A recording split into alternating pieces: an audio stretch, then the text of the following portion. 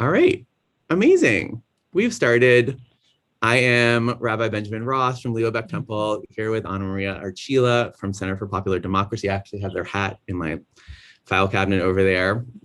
And this is just an absolute honor and delight to have Anna Maria join us today for this conversation, just to reflect on an encounter a couple years ago and to help us think about ways that we can be courageous ourselves in this moment.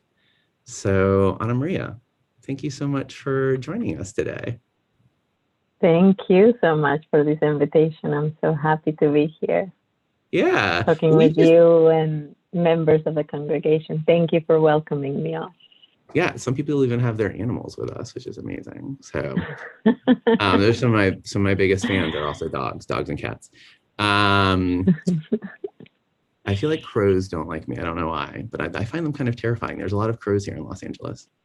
So our captivating conversations actually emerged when COVID kind of descended. And it was a way for us to be connecting with people out in the world that were doing things, that were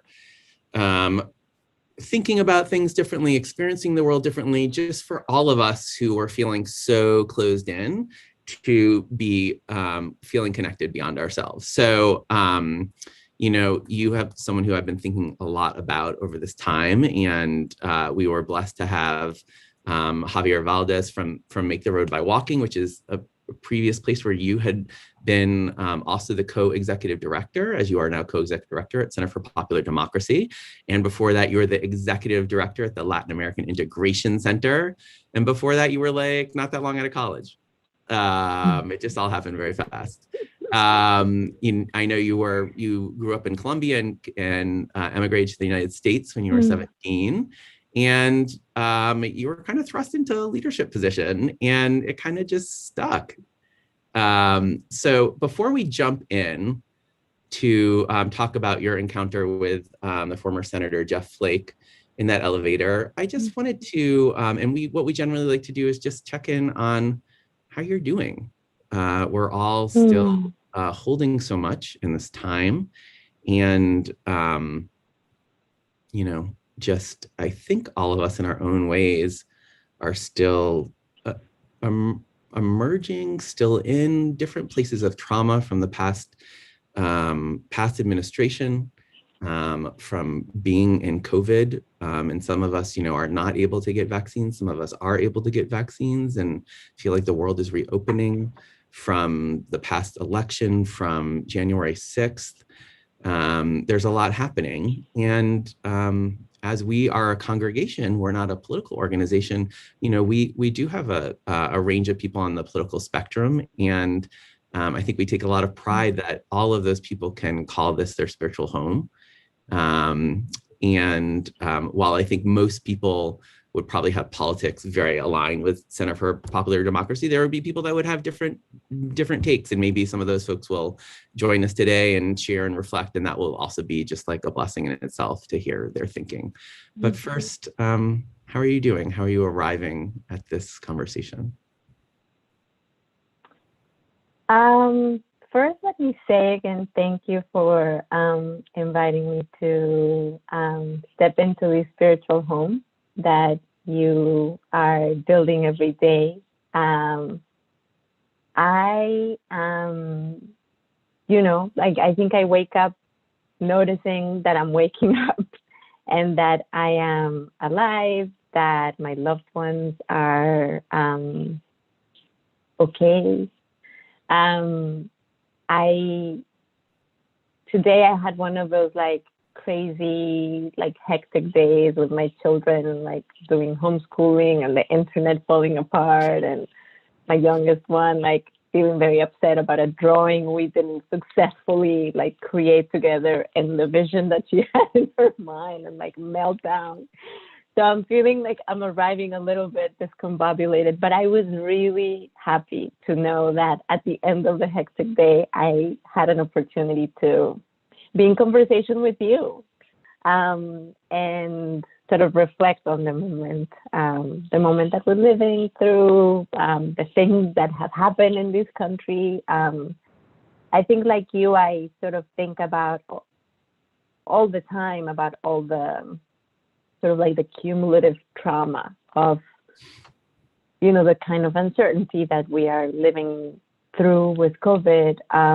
Still, the sense that like safety has been shattered in so many ways.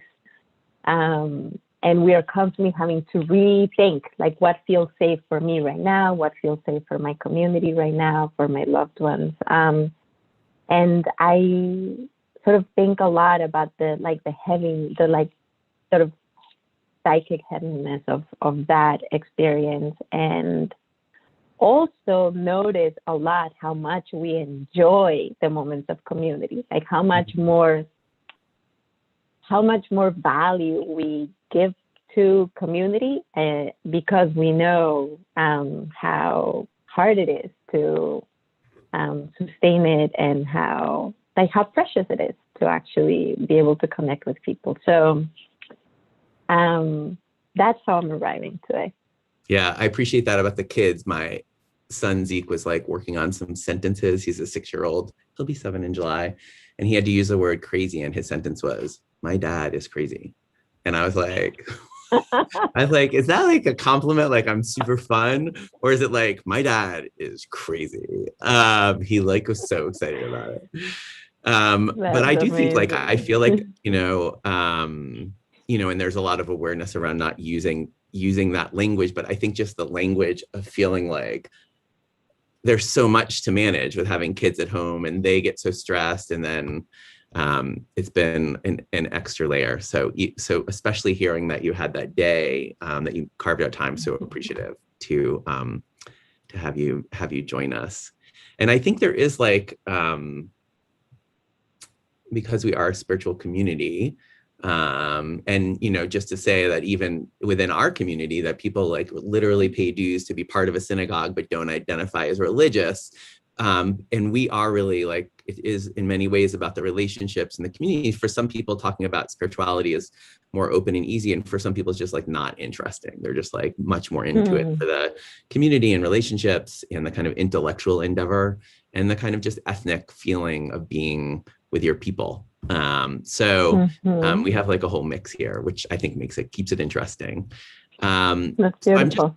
It definitely keeps it interesting. So I was just thinking about, 2 years ago when you had this encounter with Senator Flake. This was in the moment. It was the day after, I believe, and you should let me know, after Dr. Christine Blasey Ford testified. And it was about 2 years into the last administration. It also was a couple of years into the Me Too movement. And I think many people were just feeling so overwhelmed and very much under attack. And I do think that there was many people who just were trying to understand what was happening in our country. I'll say, even though there is a wide political spectrum here at Leo Beck Temple, on the Friday after that, the 2016 election, we did have a healing service that night, and we did call it a healing service because I think so many people were very shaken and really surprised. And I think that sense of instability carried through for many of us. And I remember listening in my car, because that's what we do here in Los Angeles. You have to be in your car to listen to things. Listening to Dr. Ford testify and really just feeling like weeping, hearing her so clear, so direct, so courageous, and having everything feel so surreal. Like this was another moment where we should be talking about placing someone in the highest court of justice, that this immense injustice that was in a way like this referendum on the value of women, and all of these elements were all kind of coming embedded into this political moment. So there was so much energy in that space. And I'm wondering if you could just locate us in your experience, how you ended up in DC, what was your hope, both like your kind of professional as one of the leaders for Center for Popular Democracy, but also just like María Archila, like the choices you were making to be there and to just, you know, be there in that moment, in that doorway. And then I'm hoping we could talk a little bit about that, and then we can actually just watch a clip of the video and kind of unpack it and understand it a little bit more. Yeah, so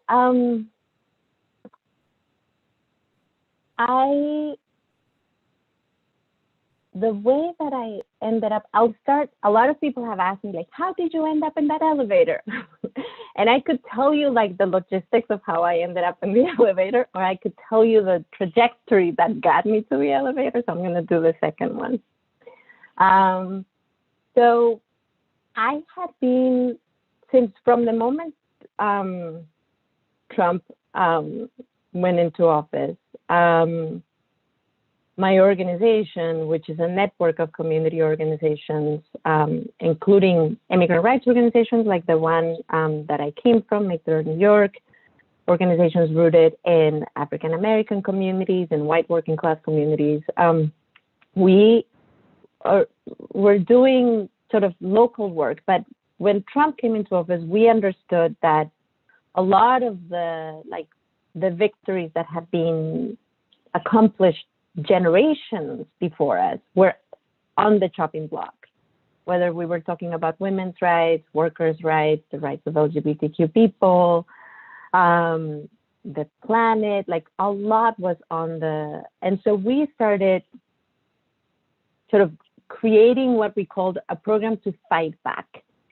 And we knew like Trump was not like any other president, where he like, presidents normally are like members of parties and they are susceptible to public pressure. Yeah. But Trump came out of like nowhere. He was like not really like owing very much to the Republican Party, or, you know, so he was sort of a different force. And we knew like the normal ways of engaging in a political dialogue were not going to be available to us. And that what we needed to do was to slow things down.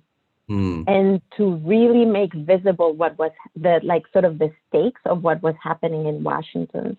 And so we started saying like the way that we can do that is by like inserting the voices of people in the debates.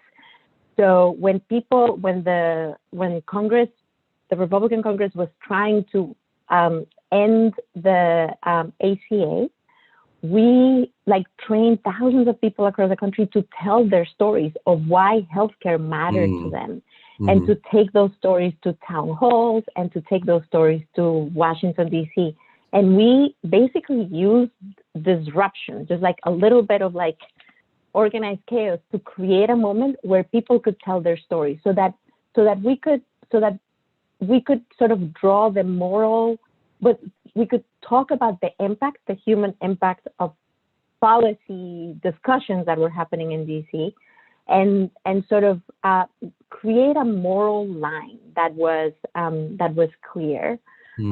So a lot of the people that fought to protect the ACA were people on wheelchairs, people who had terminal illnesses, parents of children with chronic conditions, like people whose lives would be totally upended if they lost their healthcare. And it was these stories that like made it impossible for Congress. Like they tried 5 times to pass legislation to end the ACA, and 5 times they just like couldn't do it because people in wheelchairs were like outside the doors telling their stories. And so we understood like we don't have the money that they have. What we have is the stories. Like we have each other, and we have like our like what we have to do is create opportunities to insert the stories of our people. And so, and we basically just kept doing that around the ACA, around the tax bill when Trump and the Republicans proposed a massive like tax bill cut. A friend of mine who you know, I think, Addie Barkin, a colleague of mine who had worked with us for a long time, was diagnosed with ALS. And he was 33 years old, had a 6-month-old baby, and not even, his baby was 3 months old when he was diagnosed. And Ari sort of said, well, like, clearly I'm not going to be around that long, but like, I'm going to use the time I have to help build a better world for my kids. Yeah. And Ari actually went to Washington, D.C. to, around the tax fight, to like sort of tell his story of why the tax bill would result in like cutting disability benefits for him and what that would do to his family. And on his way back home, he happened to be in the same plane as Senator Flake. And so he confronted Senator Flake in the airplane and said, Senator Flake, if you pass this tax bill, I am going to lose. It's very possible I won't be able to have my health care. I won't be able to have the ventilator that will allow me to breathe so that I can be around for my child as long as possible. And it was a moment that went viral. And after that, Adi sort of continued to lead space, like his story, his courage, his like, just the like proximity to these things that we sort of don't think about, but that is around the corner for all of us, which is like our impending death. And so sort of his ability to be so raw in the face of mortality was incredibly powerful. And he was able to mobilize lots and lots of people to that fight and to sort of become the troops of people that were willing to tell their stories. And he used the phrase in that conversation with Senator Flake on the plane. He said, Senator Flake, you can be a hero. If you vote against this tax bill, you can be a hero for me and my child. And it was, so fast forward to when Brett Kavanaugh is nominated to the Supreme Court, the summer of 2018. 2018. Yes, summer of 2018. Adi, the nomination of Kavanaugh to the Supreme Court, sort of the Supreme Court is one of the terrains where many of the rights, the gains that we had made over generations would be under threat. So Adi led an effort. He was doing a tour all over the country, engaging people in telling their stories of healthcare. And the tour was culminating, or one of the last stops was Washington, D.C. So we started mobilizing people initially just to talk about healthcare, to sort of make the case that the nomination of Kavanaugh to the Supreme Court would be dangerous for our healthcare. So hundreds and hundreds of people were coming. We were going into offices of members of Congress, telling the stories of how the loss of healthcare would impact their lives and why Kavanaugh was the wrong person to put in the court at the time. And then in the context of that fight, Dr. Blasey Ford's story came to light. Right. And before she even testified,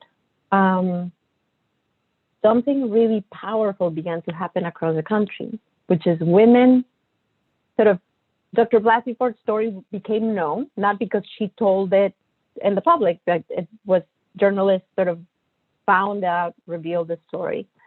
And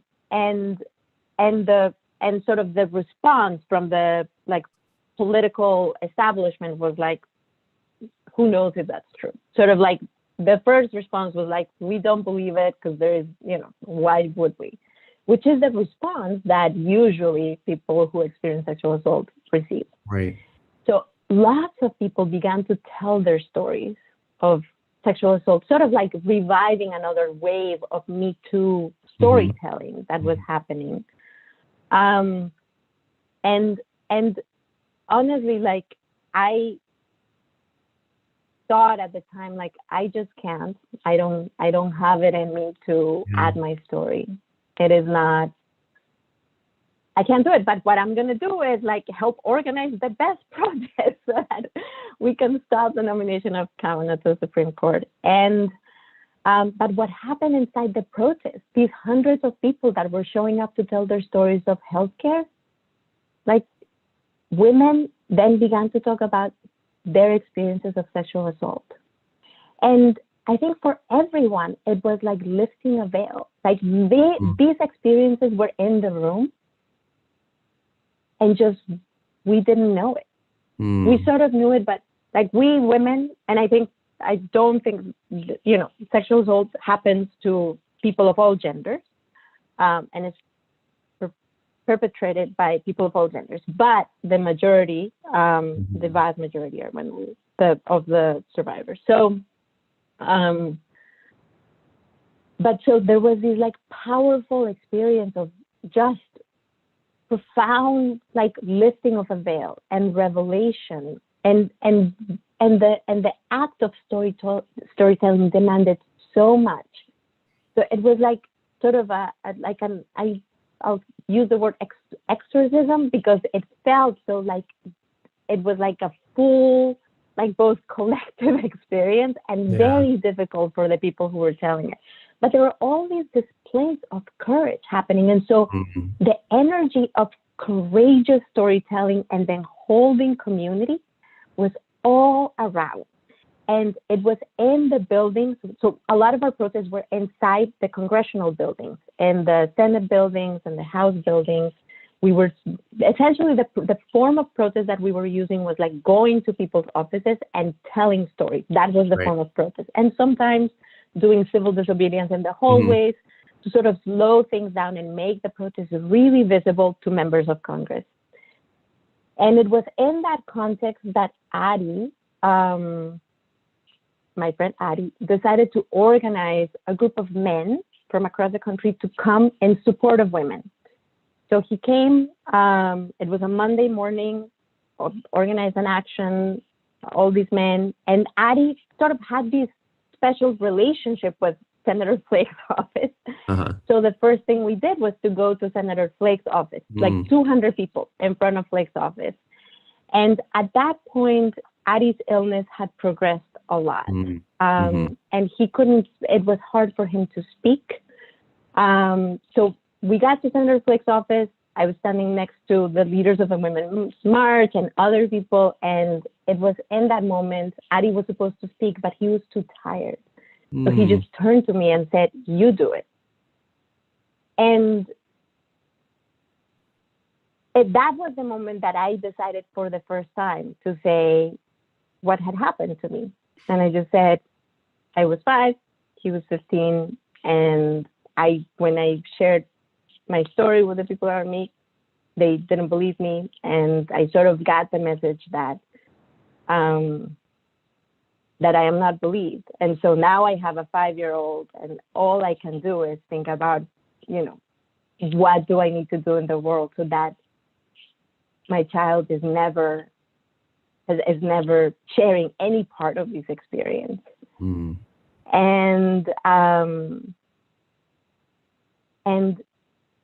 I was one of many. I was one of many, many people adding their stories, and all of us were doing it as an offering to each other, as an act of solidarity with Dr. Ford, as a way to seek connection with members of the Senate who were making these very profound decisions. And so that was Monday. And then on Friday, on Thursday, Dr. Ford testified. As soon as she finished her testimony, we got together, a bunch of the protest leaders got together and said, we're going to block the street in front of the Supreme Court. So we did a civil disobedience there. It was pouring rain, like the sky, it was very intense, like the sky was crying. And there are all these women blocking the street, and there are all these children, all these young girls, like 8, 9, 10-year-olds standing on the side crying. Like they understood it was so powerful to be doing this in their presence and to sort of understand, like we are trying right now to stop the country from affirming the culture that enables sexual assault, the culture that keeps telling people, women, we don't believe you, and that sort of ignores the experiences and the voices and the political expressions of women. So we were in jail for a while. Then the next day, when we came out of jail, we heard that the Judiciary Committee had concluded that they were ready to take a vote the next day anyway, despite the fact that Dr. Ford's testimony had been so powerful, despite sort of the displays of like arrogance and just like horrible behavior of Kavanaugh in that hearing. So we said we lost. We just lost. But we were organizing the protest. We had called for a protest the next morning. So like I showed up to the protest. I had my suitcases. I was ready to go home to pick up my children from school. So I show up.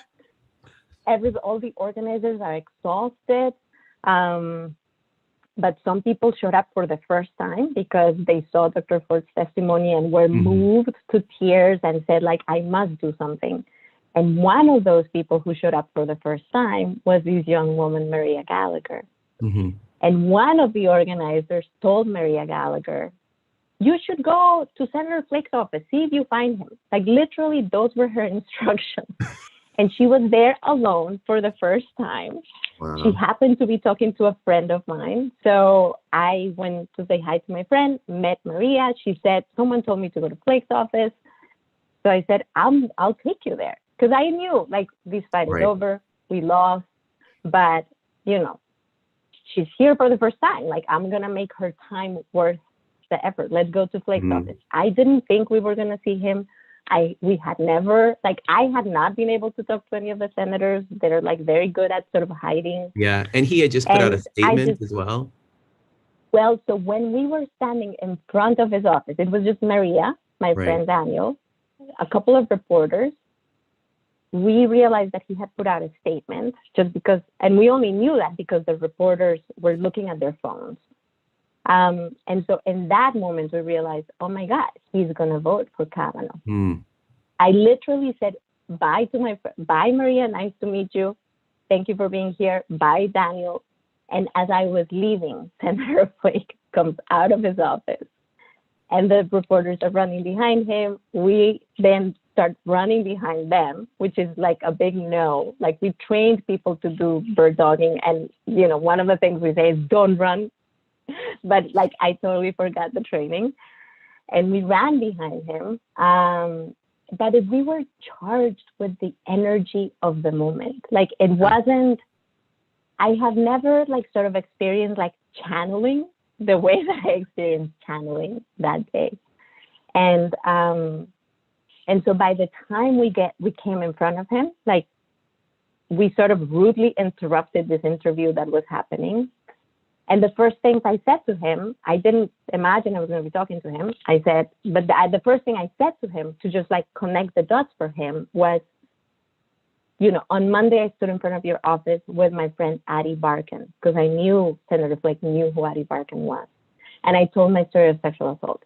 And I just like sort of like went from there. And, we had this very powerful interaction, but I think the moment, and we'll see the video, but the moment that for me was sort of the most powerful was when Maria said to him, look at me. Look at me and tell me that what happened to me doesn't matter. And I think it's like because that demand, like, look at me and tell me that what happened to me doesn't matter, is sort of the essence of every social justice movement. It's like, face the reality of what we are living, understand it through my story, look at me as a human being, and then tell me that it doesn't matter. And Flake couldn't do it. He kept looking at, his feet. And so she demands, hey, look at me, which is a very powerful interaction between like a young woman who, is showing up for the first time to a protest with like one of the most powerful men in office. So I told you the very long version of that's great. I think we really want to locate people in that experience, and we're just gonna I think watch the first 3 minutes or so. And I thought that was such a powerful moment. The other piece that I just want to just say the line so people can be listening for it is when you talk about what is justice, and I tried to write it down. I might not have gotten it just right, so let me know. It says, the way that justice works is that you recognize harm, you take responsibility for it, and then you begin to repair. And I just like, I thought it named so many of the injustices in this moment with Dr. Ford, with the Me Too movement, with white supremacy, with kind of the core wounds of our country and culture. And I remember just weeping watching it. So let us share it with everybody if people haven't seen it, or just to show it again. We're just going to show 3 minutes, then we'll come back. And then as people have questions or reactions, just invite you to share them.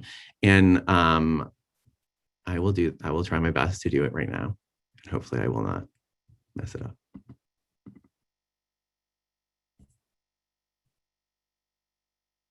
Okay, can you see this? Can you see it, CNN? Okay. Yes, I understand that you said just last night you felt that the witness was in fact credible. On Monday, I stood in front of your office with Addie Barkan. I told the story of my sexual assault. I told it because I recognize in Dr. Ford's story that she's telling the truth. What you are doing is allowing someone who actually violated a woman to sit in the Supreme Court. This is not tolerable. You have children in your family. Think about them. I have 2 children. I cannot imagine that for the next 50 years, they will have to have someone in the Supreme Court who has been accused of violating a young girl. What are you doing, sir? I was sexually assaulted and nobody believes me. I didn't tell anyone, and you're telling all women that they don't matter, that they should just stay quiet, because if they tell you what happened to them, you're going to ignore them. That's what happened to me, and that's what you're telling all women in America, that they don't matter. They should just keep it to themselves, because if they have told the truth, you're just going to help that man to power anyway. That's what you're telling all of these women. That's what you're telling me right now. Look at me when I'm talking to you. You're telling me that my assault doesn't matter, that what happened to me doesn't matter, and that you're going to let people who do these things into power. That's what you're telling me when you vote for him. Don't look away from me. Look at me and tell me that it doesn't matter what happened to me, that you'll let people like that go into the highest court of the land and tell everyone what they can do to their bodies. Senator Flake, do you think that Brett Kavanaugh is telling the truth? Thank you. Do you think that he's able to hold the pain of this country and repair it? That is the work of justice. The way that justice works is you recognize harm, you take responsibility for it, and then you begin to repair it. You're allowing someone who is unwilling to take responsibility for his own actions, unwilling to hold the harm that he has done to one woman, actually 3 women, and repair it. You are allowing someone who is unwilling to take responsibility for his own actions. Respond. In the higher court of the country, and to have the role of repairing the harm that has been done in this country to many people. No, thank you. What do you think? Senator, do you care to respond? Ma'am, do you want to talk to the staff right now? No, I want to talk to him. Don't talk to me. What do you think? I understand, but tell me, I'm standing right here in front of you. What do you have? Do you think that he's telling the truth? No. Do you think that he's telling the truth to the country?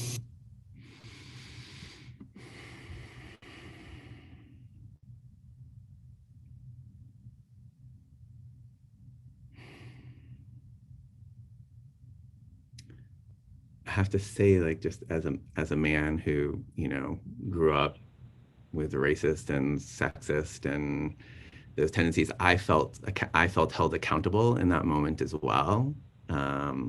Just like it's very powerful. So I want to appreciate your courage for for just putting your body right in that space, and your soul and your spirit. And I think part of why I was excited to have you here is that I think many of us also kind of struggle to figure out how to be courageous on a range of justice issues to insert ourselves. And so I want to just open up if people have questions or reflections, or if there's anything you want to say before we do that, Anna, to give you a moment. I think on the question of courage, I really think that courage is something that happens in community.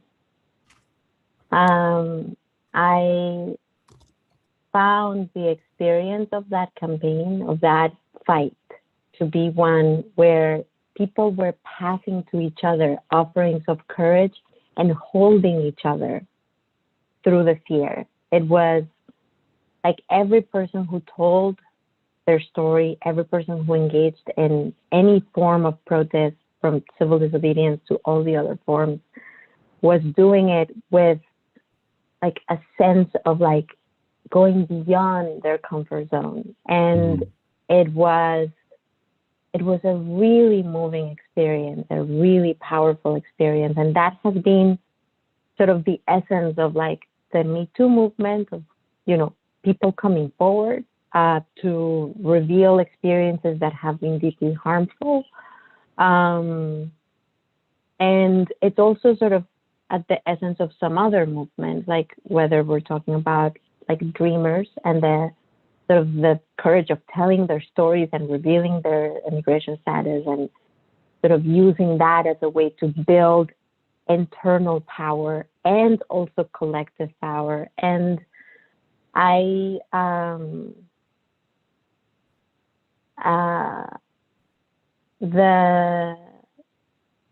the act of like sort of experiencing like so much fear. I had been like I had not talked about this experience with many people, and I had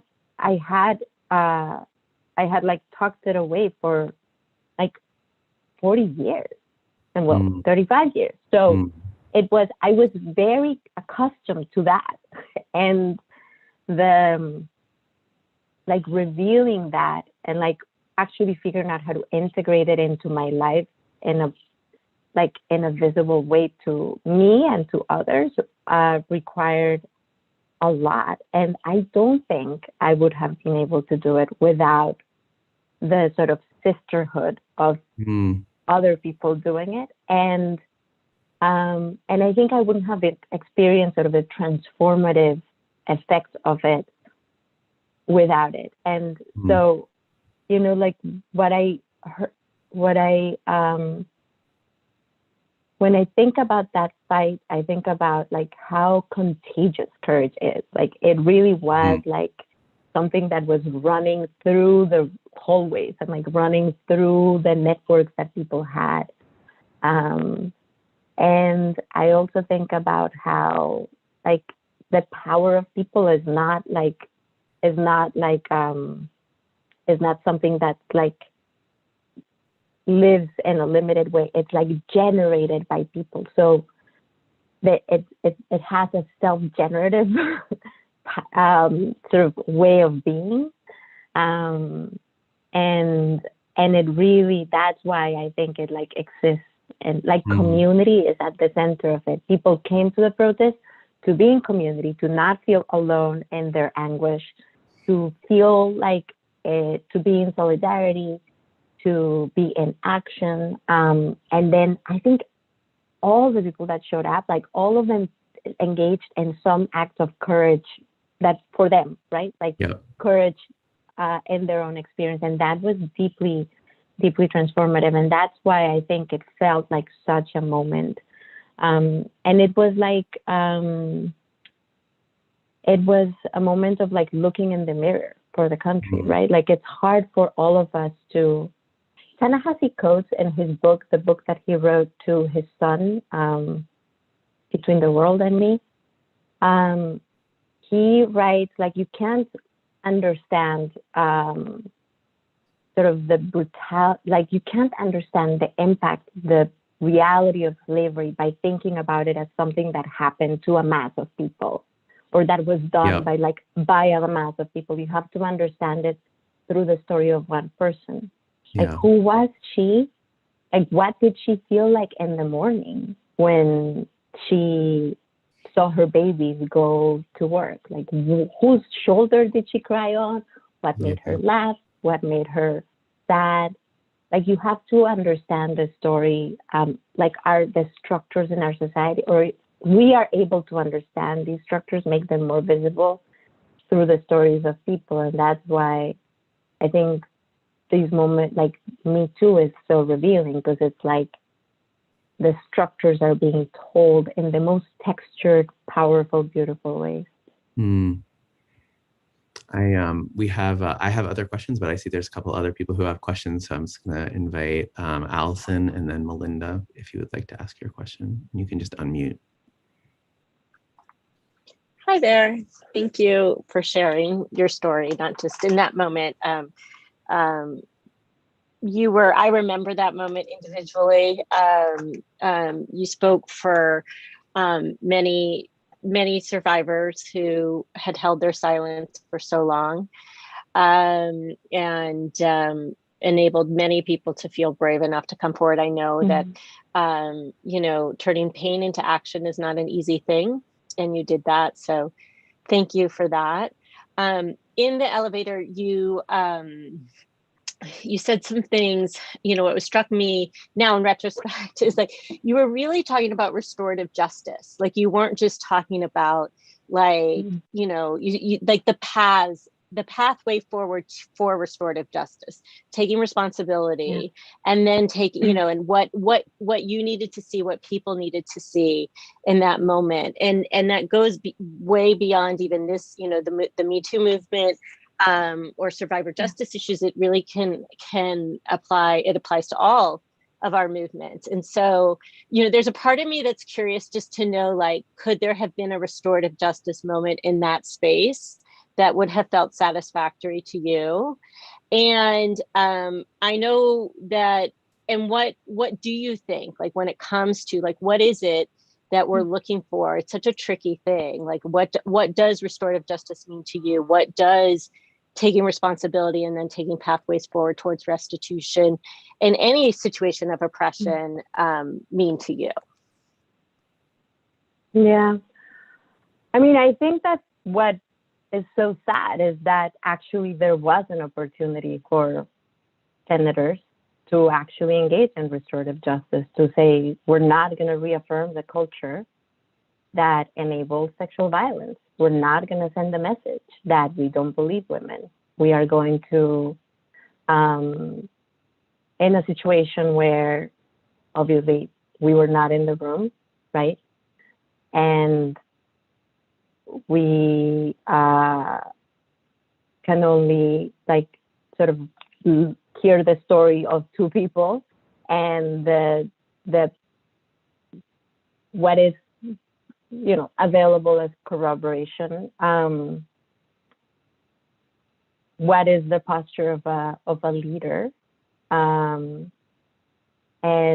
what is, like, what can we as a society, as expressed through the actions of our leaders, do? And I think Flake had, like, an amazing opportunity to say, I'm not going to be that man again. I'm going to be the person who actually hears people outside of my experience. And I will, as imperfect as this act is, I will use my political power and my vote to say that as a society, we must engage, we must be different. And I see us in the mirror. And so he had that opportunity. And I think, I think Kavanaugh could have also, like, he had an opportunity also to say, there's so many things he could have said. I was young. I don't remember that. Like, some something that was not like categorical denial. How dare you question my integrity? Anything that acknowledged that, in fact, like people harm each other, and that is possible, and also people change, and that is possible. And like he had an opportunity, but you know, he was an artifact of a political like program that wanted actually to reaffirm a hierarchy of gender and race, and he was there to do that. Like that was his job. He was there to reaffirm patriarchy, and like, you know, he was told, if you don't do that, like, forget your nomination. So I mean, it was he had an opportunity, Flake had an opportunity, like all the senators who voted in these nominations had an opportunity. And I think we have to, like, I don't believe in discarding people. I really don't. And I also think, like, you're not just entitled to a position of power, like that. Positions of power are positions of trust. And like the trust was really not, it was broken. So it was a mistake, profound mistake, to kind of reaffirm that it's okay to actually install someone whose trust is so broken. But I think in the,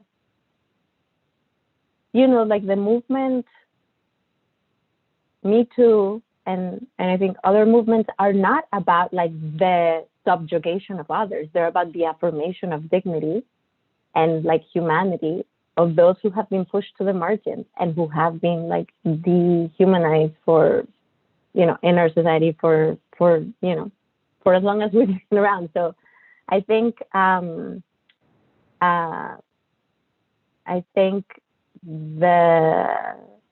we still have to figure out how to like create a path.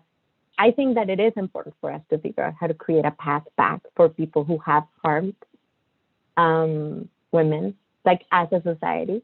But I don't, and I think the first thing is to create the space for people who have been harmed, to like protect that space. And that's sort of like where we are. But it was like, the sad part of it is like our country was like given this like incredible opportunity to affirm that we could be different, and like the people who were in office like behaved like politicians, meaning they put the sort of the political like short-term interest of their party above what was their potential as leaders of people, and they so failed in that moment.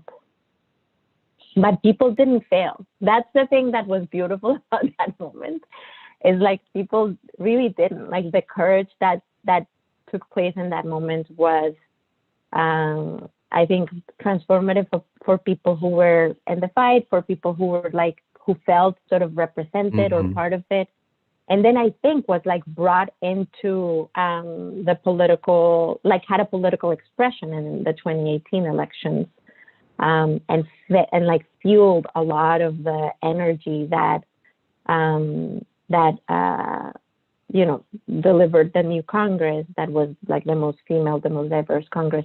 One of the things that I think, you know, when the fight, like when we lost and when the fight was over, I was like devastated. I was exhausted. I felt horrible for all the people who like came out and told their stories. And I felt like, my God, like we put so much of ourselves out there, like collectively, and like we were sort of like slapped in the face. But then I saw these poll that MTV did of millennials, asking millennials like what was motivating them to go out to vote. And the top three things were climate change, watching people protest, and the Kavanaugh fight. And I was like, okay, fine. like, that we're not, there was a lot that was like a generation of people saying that like watching people protest and climate change and these particular fight was like what was shaping their political vision. That felt like the seeds of transformation were planted firmly, even if we lost the battle. Thank you. Thank you, Allison, for those questions, and Ana Maria. And I saw Melinda, if you are still with us, love to, if you want to ask your question as well. Well, I suppose so.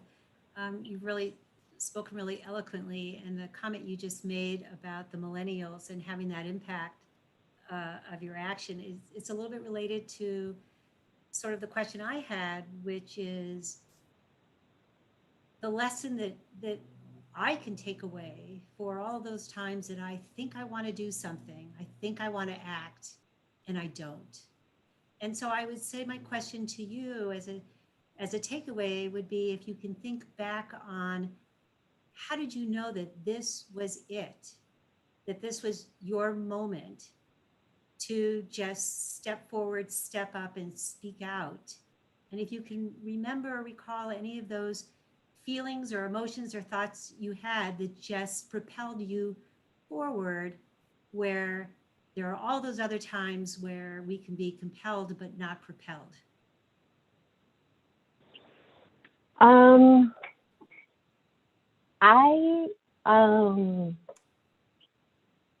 don't think I knew necessarily. I think that I was very moved and very inspired by what was happening around me, the courage that I was witnessing, the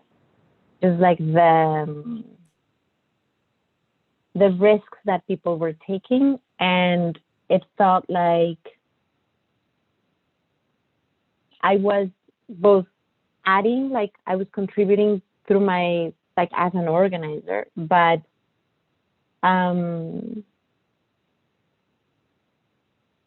I think I was sort of called into the moment, honestly, like by my friend Addie. Like by the time Addie was doing this, he was like totally immobilized. He was losing his voice, literally. He was on a wheelchair. Like he had traveled like so many miles to be there. And any, moving for him is just, was very hard. So I felt like, here's this human who I adore and who is asking me to just like, in the moment when that moment when I told my story for the first time, like he's asking me to just like step into it. I'll do it then. But when like Me Too first came sort of broke through in social media, I like remember one night like drafting a Facebook posting, erasing my Facebook posting, drafting my Facebook post, erasing my, and I just never did it. I just like couldn't do it. I wasn't ready. I didn't want to deal with the conversations that would happen. Like I didn't feel prepared to like talk to my mom, talk to my dad. Like there were so many things that didn't.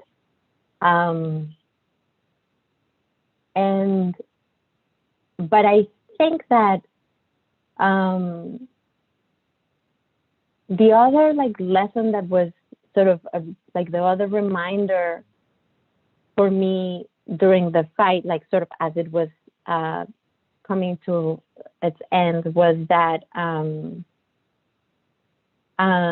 it's really like so powerful to just say yes to yourself. Like when you feel like doing something and you can just like finagle your way to yes, like that feels really affirming of yourself, and it often like puts you in a situation of community, and so it's also rewarding. And which is why, like, even though that morning when I showed up to say goodbye to people and I met Maria, I was like, oh my God, she's here for the first time. Like my job, even though I know this fight is over, my job is to say yes to her. Like, that is the one thing I'm going to do today before I take the train. And so I said yes to her, to like going to, you know, I was going to drop her off at Blake's office. And I sort of understood like the movement, like our ability to transform ourselves and our lives and our society really lives in like the seed of it is in like the people who show up for the first time, or who like return to that yes that they want to say to themselves. So that's where like transformation is possible. And so sometimes we need to like encourage others, and sometimes we just need to like be that person again, like show up for the first time for ourselves again, you know. And you know, the truth is like the Trump era took so much of so many of us, like so much anxiety and like so much need to like protect and fight back. And I think finding like the rhythm for that feels like respectful of like our energy and where we are, and also just like engaged in the world. I think it's gonna take us time,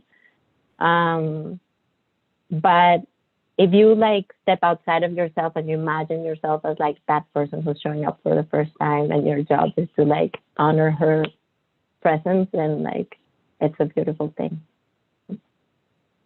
Amen. Thank you, Melinda. I am conscious of the time. It is late in New York, and we're so grateful. I think I can say on behalf of all of us that you have offered so much and moved and elevated our spirits. And I know you're not someone who's like going to church all the time, but can I offer you a blessing? Yes, please. Is that okay? Can I? Yes. You know, the question I didn't get to ask was just to ask if you have felt like if you were drawing on the strength of your ancestors as you were doing this. And I was thinking about your aunt, who is the founder of the Latin American Integration Center. And we start one of our blessings for healing, Misha Berach Avatinu V'Imotinu, may the one who blessed our ancestors bless us. And I think all of us here, we just take a moment to just direct our eyes towards you and open our hearts. And you know, you spoke so many elements of wisdom, that we are all around the corner from death, that we all have the opportunity to be heroes, that we are living through a time where the sky is crying. I think we feel that every day, that we are being washed by the tears. And you are someone who, you know, challenges each of us through your words and actions around belief in ourselves and in the systems, and that we need to believe in ourselves and that we need to be challenging systems. So may it be that we feel strengthened to say yes to ourselves, and may it be that you find places of replenishment and rest for yourself and for your soul and your spirit. Amen. So such a pleasure and honor to have you with our community today, Ana Maria. And thank you everybody for being with us. Thank you so much. This was wonderful. There's a lot Bye, of everyone. a lot of waving to you and hearts and things like that. Take care. I love it. Have a wonderful evening. Bye, everyone.